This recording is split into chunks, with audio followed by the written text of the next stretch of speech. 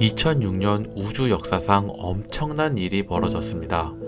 제가 초등학교 때부터 배워왔던 수, 금, 지, 화, 목토, 천의 명에서 명왕성이 행성의 지위를 박탈한다는 충격적인 내용인데, 국제천문연맹은 명왕성을 왜 행성의 지위에서 박탈하였을까요? 1930년 2월 18일 미국의 천문학자 클라이드 톰보는 퍼시벌 로웰 천문대의 보조연구원으로 근무하던 중 명왕성 플루토를 발견하여 세상을 놀래켰습니다.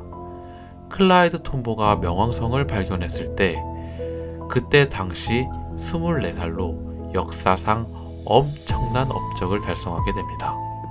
저는 그때 클라이드 톰보는 지구에서 명왕성까지의 거리 약 40AU, 59조 8만 4천만 킬로미터인 명왕성을 어떻게 발견하게 되었을까요? 육안으로는 보기 힘든 명왕성은 사실 천체망원경으로 식별하는 게 쉽지 않으며, 우주라는 게 날씨와 계절 그리고 태양 등 다양하게 변하잖아요. 그리고 명왕성도 별이니까 분명 어떤 행성이나 항성을 주위로 분명 공전하고 있기에 시간에 따라 전부 다르게 관측되었을 텐데, 톰보는 명왕성을 망원경으로 관측하였다니 정말 대단하다고 말할 수밖에 없습니다. 사실 명왕성을 발견하기까지 꽤나 재미난 스토리가 존재합니다. 클라이드 톰보에 의해 명왕성이 처음 발견되었지만, 해왕성을 발견한 이후 미지의 행성 X가 존재할 것이라고 주장되었습니다. 미지의 행성 X는 1772년 티티우스 보데의 법칙에 의해 행성의 존재에 대해서 꽤나 신빙성 있는 주장이었습니다. 티티우스 보데 법칙에 의하면 태양계에서 행성에서 행성과의 거리를 유추할 수 있습니다. 즉, 지구를 중심으로 화성과의 거리가 얼마일지 유추할 수 있다는 것입니다. 지구와 화성과의 거리는 약 2억 5,500만 킬로미터. 티티우스 보데 법칙에 의한 지구와 화성과의 거리는 약 2억 3,936만 킬로미터, 1,564만 킬로미터 정도의 오차 범위가 발생하지만, 어느 정도 오차 범위를 고려해도 행성과의 위치를 파악할 수 있는 주요한 지표로 활용되어 왔습니다. 티티우스 보데 법칙을 자세히 살펴보면 행성과의 거리를 A로 놓고 미지의 행성 N을 놓는 공식으로 A는 0.4 플러스 0.3 곱하기 2의 N승으로, 여기에 지구를 중심으로 N은 2일 때 화성과 지구와의 거리를 공식에 대입함으로써 어디에 위치해 있는지 유추해 볼 수 있습니다. 즉, 화성과 지구와의 거리는 1.6AU로 계산될 수 있습니다.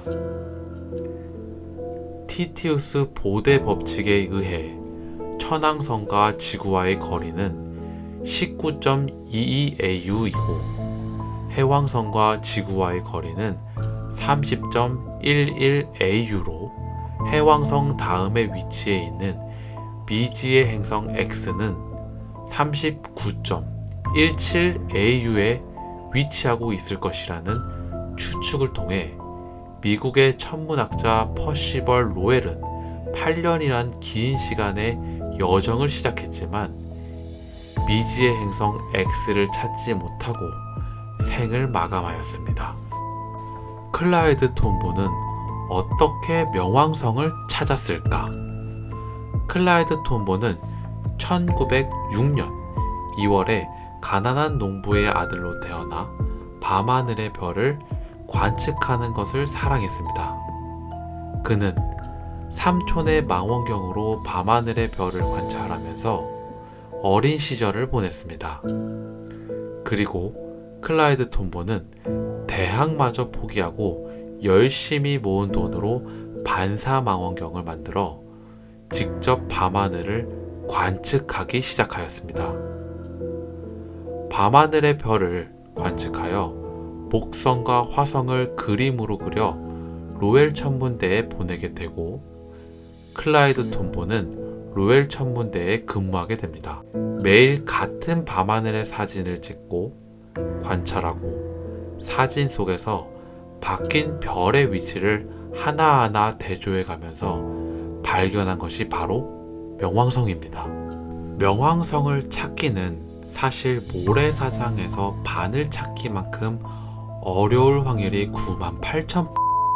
우주에서 미지의 행성 X인 명왕성을 발견하여 전 세계를 그렇다면 이렇게 어렵게 찾은 클라이드 톰보의 업적인 명왕성을 왜 행성의 지위에서 박탈하게 되었을까? 클라이드 톰보가 발견한 명왕성은 지름이 약 2376.6km이며 질량은 1.3 곱하기 10의 22승입니다. 그리고 로웰의 예측에 따르면 명왕성이 행성이라면 해왕성에 영향을 줄 만큼 큰 거대한 얼음 행성이어야 했습니다. 그러나 최근 허블 망원경으로 관측했을 때 지각의 대부분이 얼음과 바위로 구성되어 있는 것을 확인하여 과연 명왕성이 행성이 맞는지에 대한 의구심을 불러일으키며 명왕성의 지위는 점점 추락하게 됩니다. 1978년 카론이 발견되면서 명왕성이 행성의 지위를 갖는 것이 맞는지에 대한 의구심이 퍼지기 시작됩니다. 지금은 카론을 위성으로 정의 내렸지만 카론을 발견했을 당시 명왕성 지름의 절반이며 질량은 7분의 1로 굉장히 크기에 명왕성이 행성이라면 카론도 행성이 돼야 하지 않냐는 메비우스의 띠처럼 앞으로 카론과 같은 위성이 지속적으로 발견될 확률이 100만. 또한 명왕성의 행성 지위에 대한 또 다른 논란이 존재하는데, 명왕성이 카론과 같이 공전한다는 사실을 발견하게 되었습니다. 명왕성과 카론을 위성 관계로 볼 것이냐, 아니면 명왕성과 카론이 모두 행성이라 서로 공전하는 이중 행성으로 볼 것인지에 대한 논쟁이 발생하게 되었습니다. 카론의 발견에도 천문학계 대선배가 발견한 명왕성을 행성의 지위에서 박탈하는 것은 아인슈타인에게 상대성 이론 그런데 이것은 틀렸습니다. 만큼 엄청난 사건. 이러한 논쟁을 한 번에 종식시킨 또 하나의 별이 등장합니다.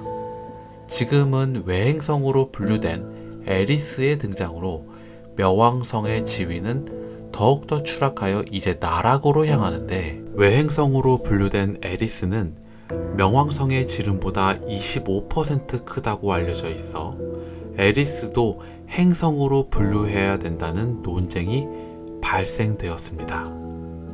그런데 역시나 에리스 또한 질량에 있어서 어떠한 문제가 있는데, 에리스를 행성으로 분류하는 것이 맞는지에 대한 논쟁이 발생하게 되어 결국 명왕성과 함께 에리스는 행성계에서 퇴출되었습니다.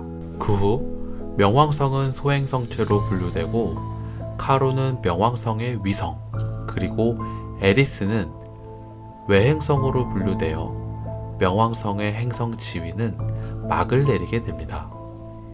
2006년 명왕성을 행성의 지위에서 박탈하면서 행성의 두 가지 기준을 발표했습니다. 첫 번째로 태양의 주위를 돌고 있어야 하며 자신의 중력으로 둥근 구체를 형성할 수 있는 정도가 되어야 한다. 둘째, 천체 자신의 공전 궤도상에 있는 자신보다 작은 이웃천체를 배제해야 한다. 결국 클라이드 톰보의 엄청난 노력이 없었으면 인류가 명왕성을 발견하기에는 쉽지 않았을 것이고, 행성, 위성, 외행성 등 이에 대한 정의를 내리는 일도 더 나중 일이 되지 않았을까 합니다. 우리도 클라이드 톰보처럼 어떤 한 가지 일에 집중하고 몰두하여 여러분들이 하는 어떠한 일에 있든 최고 정점까지 올라 여러분들의 일이나 학업 등 성공할 수 있다는 교훈을 통해 이 영상을 마무리합니다. 다음 영상에서 만나 뵙겠습니다. 영상이 유익했다면 구독과 좋아요, 알림 설정까지 부탁드리겠습니다. 감사합니다.